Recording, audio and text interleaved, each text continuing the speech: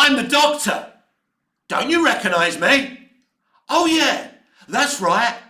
I changed. Welcome back to Movies TV Mad. You can follow me on X at Movies TV Mad and on Instagram and on Threads at Movies TV Mad X. A very warm welcome to the Doctor Who Weekly, a brand new weekly show every Sunday where for half an hour we discuss Doctor Who. We could be discussing headlines. We could be discussing any Doctor Who talking points. We're going to start off today asking you a question that I've asked myself for the longest of times.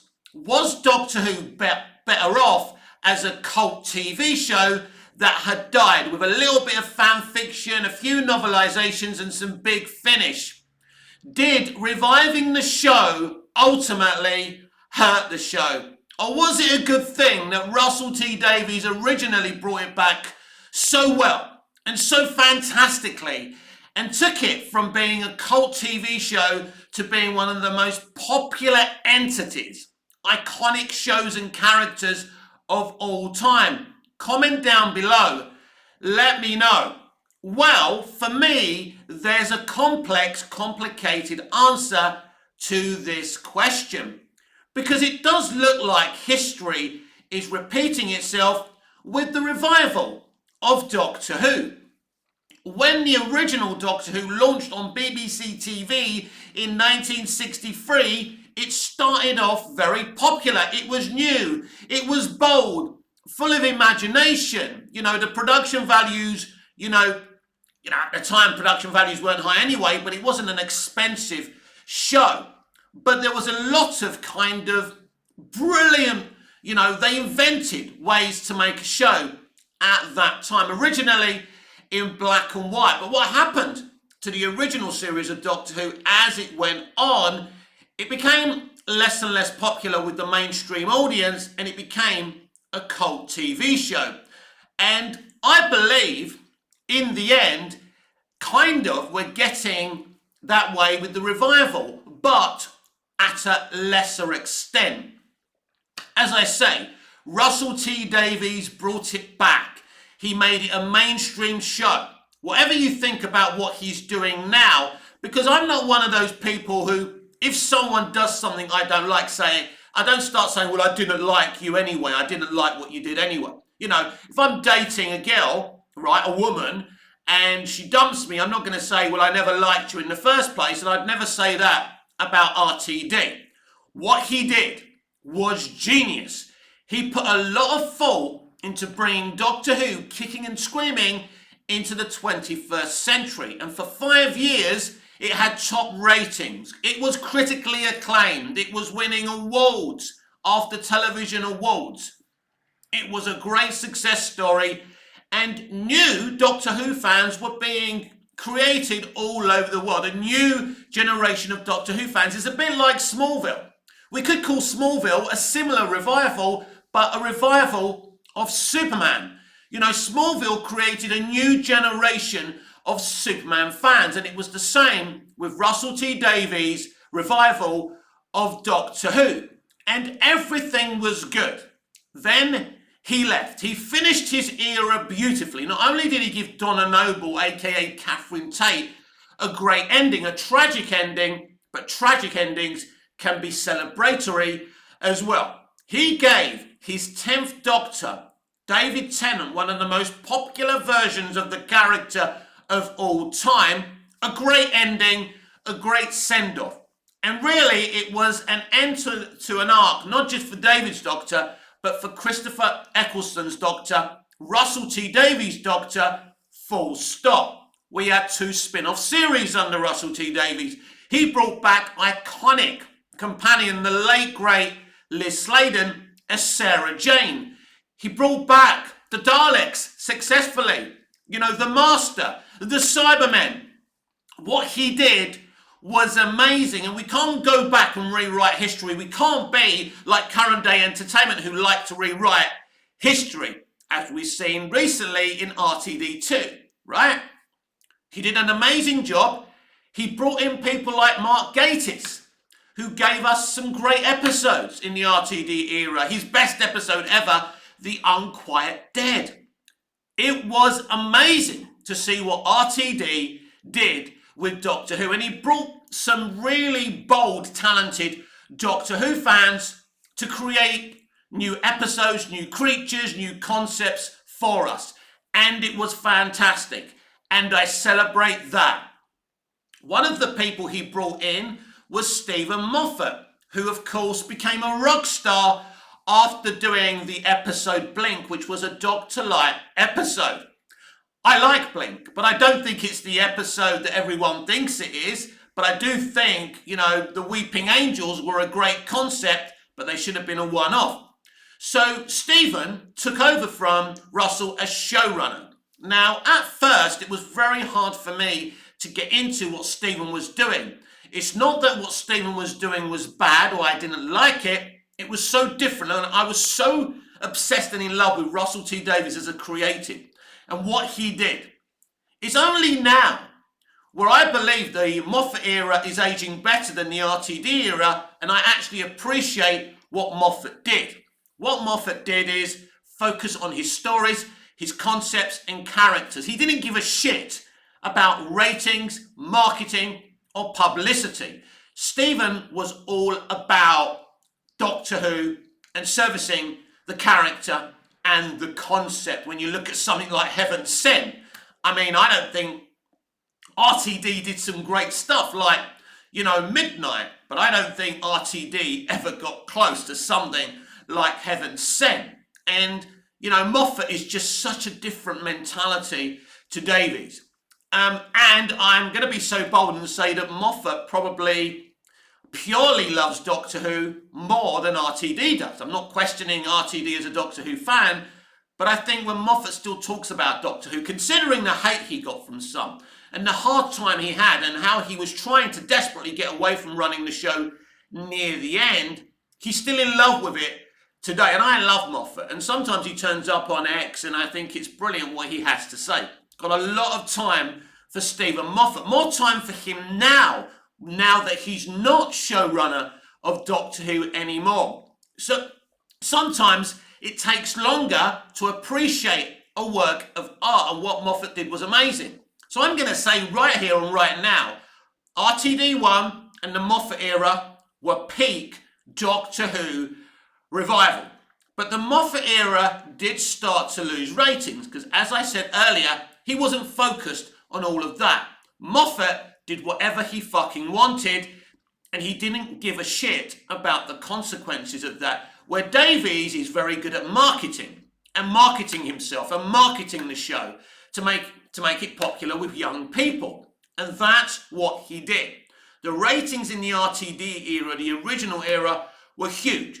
They were record breaking. It took it over EastEnders as the BBC's flagship show. And there's no question about that. But Moffat was a different mentality. We then went from Moffat to Chris Chibnall, who cast the first female Doctor in Jodie Whittaker. Now, there was a huge stink when he cast the first female Doctor. Personally, I couldn't give a shit if the Doctor's a black man, female, a hedgehog. I couldn't give a shit. Cast the best actor possible. Give the actor, feed them the food and drink in terms of characterization and storytelling. As RTD used to say, actors love, great stories and characterizations are like food and drink to an actor. Give it to me. And as an actor myself, I couldn't agree more. So I didn't care that they cast a female as the Doctor. My problem with the Chibnall era, wholeheartedly, I felt underwhelmed and bored. The production values were even better than the previous two eras. New cameras, even better directors. You can't question the production values of the Chibnall era. But his style underwhelmed me because he wasn't about the imagination and the fairy tale of it all like Moffat was, and Davies to a lesser extent. Davies is more of a romantic storyteller in terms of Doctor Who. Not romance in terms of I love you, but the romance of the Doctor Who myth. So, I don't think Chibnall's a bad writer, by the way. Some think he's not talented. Of course he's talented, but he just underwhelmed me. But he did create an excellent master in Sacha Dhawan. I can never take that away from him. He gave us the Fugitive Doctor, played by Jo Martin, the first female of colour to play the Doctor. And none of that shit matters to me. I don't care that she was a woman and that she was black. She was excellent. And she seemed more suited to play the Doctor than Jodie did. So maybe that's who should have been Chibnall's Doctor. But it wasn't to be. Because he spoke about representation being more important to him than anything. And, you can do good representation and bad representation. Jodie Whittaker isn't good representation, not only for females, but for the first female Doctor. That's nothing to do with Jodie. Jodie's a really good, well-polished actor. She wasn't given that food and drink I was talking about earlier, and that was the issue there. So there was a lot of toxicity on social media, YouTubers being born, spilling hate for the Chibnall era. We all saw it being bred. It's really when we found out that he was going to change Doctor Who canon forever in The Timeless Children, in the Timeless Child story arc. Again, if you look at the actual story and the idea, it does have merit. But again, because it's all about representation, he wanted the first Doctor to be a little black girl. So because Doctor Who wasn't all for representation in the classic era, he tried to do what current day entertainment does, rewrite Doctor Who history. You're better off telling a better future and just accepting the past, is part of the mentalities of the past and leaving it there. But modern creatives, people in the industry, activists today don't see the world in that way. They also see the world as white is bad and black is good and other things like that. So the Chibnall era, in terms of public relations, was an absolute disaster. He was saying stuff, this is not a democracy, I can do whatever I want. And he's right, he could do whatever he wanted, and he did do whatever he wanted, but he did finish with a flourish in terms of the power of the Doctor. It was the bicentennial year for the BBC. He brought back, iconic previous actors to play companions and doctors. It felt like a celebration. Then we heard that Russell T Davies would return. The very genius that revived Doctor Who would be coming back. I was having a shave. I had like shaving cream all over myself, and I had to wash my face and do a video, and I was jumping about and I was so excited. If I knew then what I knew now, I would have tempered my expectations. I should have known better. Despite Russell T Davies being a genius and a creative hero of mine, we are in current day, and basically RTD had to become current day because he's had, problematic accusations made at him, accusations of toxicity from previous people who have worked with him, especially his first Doctor, Christopher Eccleston. Eccleston continues to expose RTD, and RTD never denies what Eccleston says. He just says, I don't want to get into a he said, she said situation because you can't, because Eccleston is speaking the truth. Anyway, let's not focus on that too much. So he comes back, he gives us 4 specials. But you see, in life, when people have run out of juice, and let's not forget, near the end of the first era of the Russell T Davies era, he admitted he was running out of creative juice and ideas for Doctor Who. This was never more apparent in his first 4, which he calls anniversary specials. Let's not forget Stephen Moffat gave us the Day of the Doctor, the right way to celebrate Doctor Who. Even if you take away the wonderful Tom Baker cameo and David Tennant being alongside Matt Smith, even if you don't have John Hurt. right, even if you've got Jenna and Matt, it's still a great special that celebrates Doctor Who. RTD's 3 anniversary specials wasn't special at all, and not a celebration of 60 years of Doctor Who. In fact, what you can see is a man running out of ideas, and when you don't want people to notice you're running out of juice, you're trying to distract people with other things. And RTD obviously noticed within the Chibnall era that controversy can deflect the narrative from creative bankruptcy. So, first of all, he decided to cast the first male black actor as the Doctor. He was expecting the same stink to be kicked up as was with Jodie when she was announced as the first female Doctor. This didn't happen. Not many people were complaining about Ncuti Gatwa becoming the Doctor. Nobody seemed that bothered that the guy was black.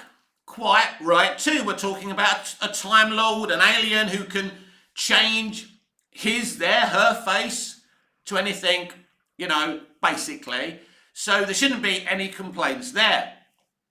But he got it wrong. No, he didn't get the casting wrong. Ncuti Gatwa was a great actor and a performer and an entertainer. He got it wrong because he wanted controversy to deflect from the fact that he's running out of creative juices for Doctor Who. That's the truth of the matter. So what did he do? Well, he stamped his feet in the air and said, okay, I'll give you something to complain about. I'll change Davros. I'll say that Davros being in a wheelchair is problematic, and instead of him being a creature in a wheelchair, an upstanding human being who's kind of like a Nazi. This upset Doctor Who fans greatly. RTD created the controversy he wanted with the Ncuti Gatwa casting. All of a sudden, he could deflect the narrative from his sudden creative bankruptcy to, problematic fans shouting. People went onto his Instagram and started complaining to him, where he responded as tough. Yes, he was being very rude to fans. Now, I've always had a good relationship with RTD on his Instagram account. I knew better. You see, in life, right, there's a great saying in the movie JFK, what do you expect from a pig but a grunt, right? And that's not me calling RTD a pig. So I never ever went on there and said, why did you do this? Why did you do that? But I do make little statements, polite statements, right? So he tolerates me, basically. Now and again, he likes what I put. Because I still value him as a great creative, but he's running out of juice. And so, we had his first special, and some people complained about having a transgender actor playing a transgender character who basically is Donna Noble's daughter. I thought the actor did really well. I didn't have an issue with this. I couldn't give a shit, right? But some people didn't like it and lost their shit. Again, he has some controversy to deflect from the fact that he's run out of juice. Now, when I first saw Star Beast, I came on here and viewed the episode. I reviewed it really well. I said, this is excellent. RTD's back. I didn't like that line about the male presenting Time Lord. Nobody did. And without me really being, I wasn't saying this in my review because I thought I'd focus on what I saw, but I wasn't happy he brought Donna back and basically red-pilled everything she went through, her great sacrifice at the end of series 4. That was brilliant. But I did say prior to seeing that episode that bringing her back meant that he would have to go back on the Doctor not being able to see her again. Her not being able to see the Doctor again, or she would die. So we saw in the Star Beast that they changed it, and the answer to why she can now see the Doctor was pathetic, juvenile, childish, and it was ridiculous. And obviously they tried to suck in, Donna's daughter into the reasons why she can now see the Doctor. As I say, it was pathetic. So this is what you're getting in current day entertainment, what we've seen from RTD2. These great creatives who built something special are now tearing down what they created because they can. And when the fans complain, it's our fault, not theirs. They want us to be toxic. They want us to shout at them so they can blame us and not themselves, right? And what we're getting here is a creative who's run out of creative juice in terms of Doctor Who, deflecting the narrative to controversy. We had Millie Gibson come out publicly in an article the other week, saying that Doctor Who is going to appeal to Gen Z because it's going to be very controversial. So there's going to be a lot of commentary on the kind of issues we see today. So it won't be about poverty and famine and homelessness. It will be about the culture war and politics and racism, because that's all they want to talk about today. So, we recently saw, we saw that clip, where in one of the specials where we saw a historical character be black instead of white or brown instead of white, and everyone lost their shit. I didn't. They do this a lot. I don't get it. You're either white or you're black. It's one thing to change an iconic character from white to black or brown, but a real character, it's ridiculous. And I don't understand the logic behind it, but he did it. And I think let's not forget, and I've mentioned this before, Doctor Who is now funded by Disney, a very aggressive, progressive company. And he's already admitted that he gets notes from them. And he's tried to give good examples of when they give him notes to improve what he was doing. That's to push the propaganda forward, that it's okay, that they're there, and they're forcing him to do what they want. So, because he's not really woke, he's a lefty, he has lefty values, and that's great, because I'm a lefty as well, but I'm not an aggressive lefty. I'm not a far lefty, right? Neither is he, really. If you look at what he did on Doctor Who, there was great commentary, left-leaning commentary in, his first era of Doctor Who. But it was done very softly and gently, and that's not how things are done anymore. It's about knocking on the door hard and winding people up. I don't believe controversy sells, but it can distract from a creative, bankrupt creative. And that's what RTD, in terms of Doctor Who, has become. So the more you get people looking over there, they won't question your creative bankruptcy. While Blue Yonder was a rip-off from a Matt Smith two-parter, right? The Ganger episodes, basically. That's what we're seeing as well. We're not seeing invention. We're seeing the repeating of the old. RTD said he would never have come back unless he was doing something that was new. I haven't seen anything new. He failed to introduce his brand new companion, Ruby Sunday, played by the ultra talented Millie Gibson. Already, Millie Gibson's going to be replaced. And I think it's going to be in the middle of the second series. And we've got all this shit where he's saying series 1 and series 2 instead of series 14 and 15. It's nuts. As I say, he's trying to distract all the time. And he's rushing through his seasons. He's on to the third season now. He's writing the third season. I think he'll do 4 seasons. And I think after those 4 seasons, Doctor Who will take a break for a very, very long time. And I never wanted that. When people were saying maybe it's time for Doctor Who to take a break a few years back, I was getting angry and frustrated. No, you just need good creatives. And there's no question about that. Doctor Who has lost its numbers and its popularity via creative bankruptcy and the message. Now let me tell you my view about the message. You can still impart the toxic messaging they're passing through in today's entertainment and still be entertaining. But that's not what they're doing anymore. There's no entertainment, it's just the message. And in their marketing, they talk about the message instead of their characterizations and their storytelling, because there's no characterizations anymore.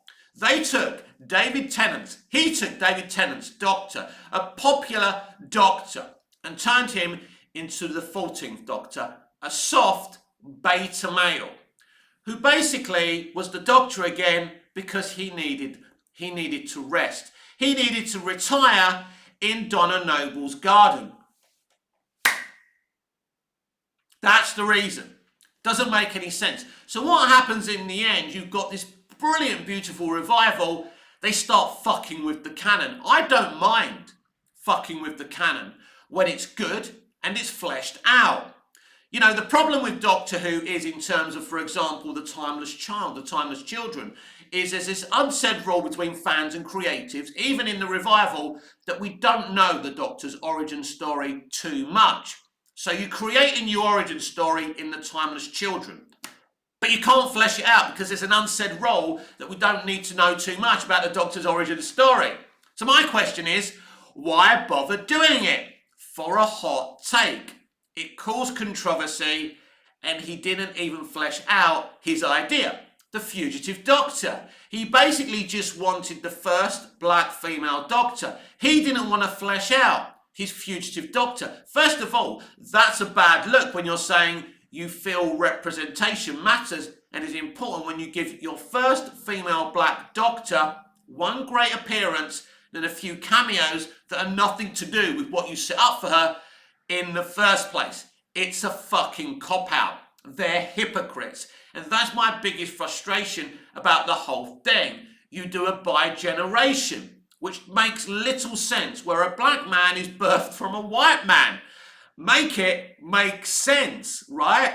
All of a sudden, you do all these things. As I say, if you want to change canon, we spoke about Smallville earlier. Smallville broke Superman canon big time, but it always made sense and they always fleshed out what they were doing. Michael Rosenbaum's Lex Luthor is a big part of Smallville. He's part of young Clark Kent's life.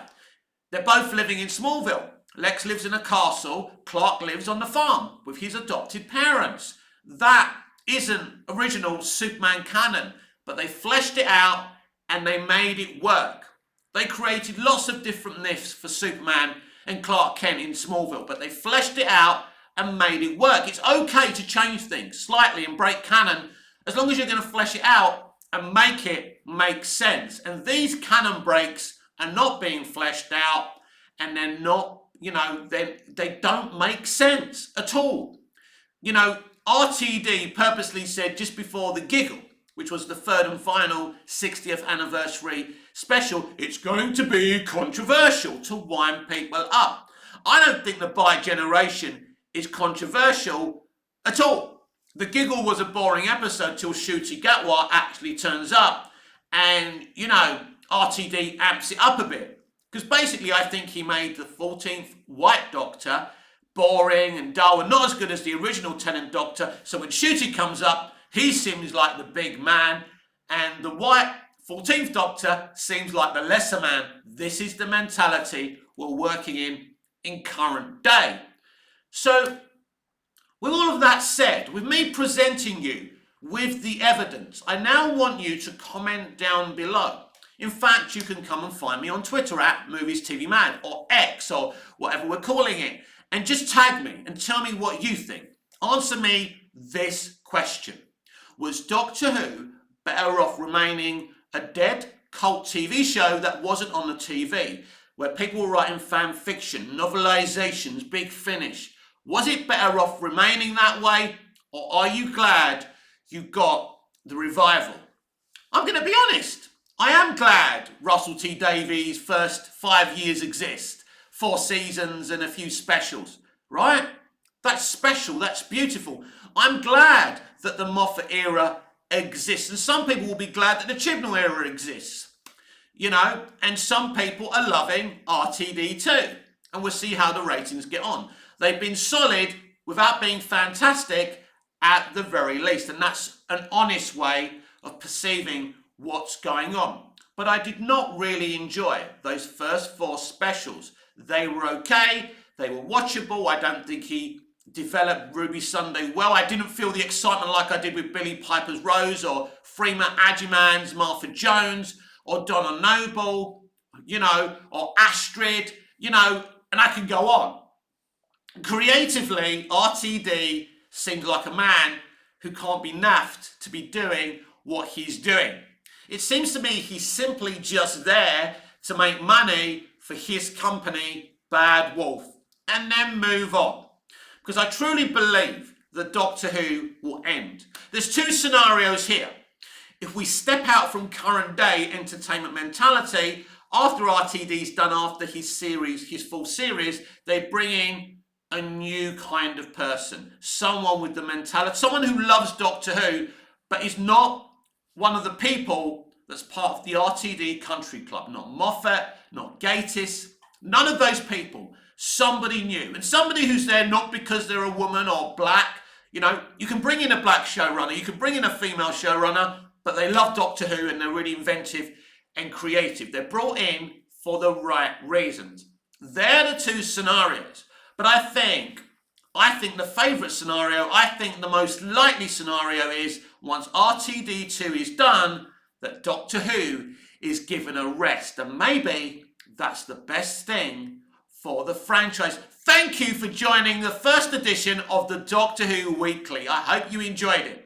I'll be back Mondays to Fridays with the DC Universe Daily, and there's a lot to catch up on there. I'll be back tomorrow or whenever you're watching this, Mondays to Fridays, the DC Universe Daily, half an hour on YouTube, the bite-sized episodes on Twitter, Facebook, Threads, and Instagram. And on Saturdays, it's the Movies and TV Weekly. So we're really trying to cover all of entertainment for you here on Movies TV Mad. See you again soon.